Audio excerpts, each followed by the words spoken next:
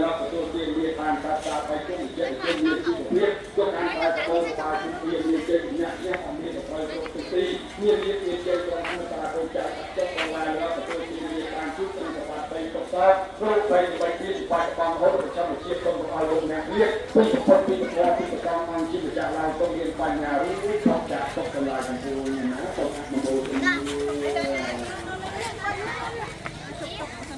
บาจอมยังมีสิ่งที่มาสลายดีนะพอพอที่นั่นเลยนะที่ตัดมาจะเป็นอะไรคนเป็นที่นี่บางคนการที่ตั้งแต่มาโจการที่ตาบอกตะโกนที่เรื่องบาจะต้องการมีการทุกข์ยินดีเรื่องบาตีเสียเรื่องต้องเกี่ยวกับเข้าในการทำเพราะว่าการคนที่ตาคนการมีที่จะทำเป็นคนตาที่มีที่จะกระทำทุกอย่างที่มาเป็นของที่คนการที่จะมา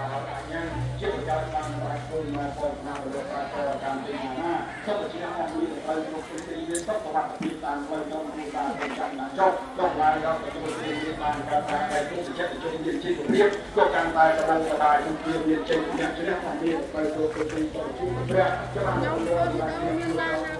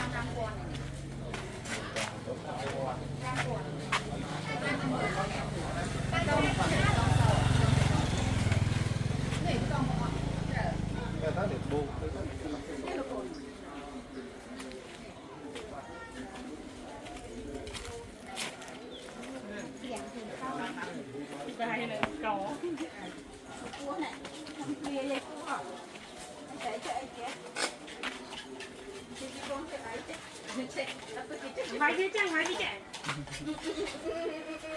Cái nào vậy?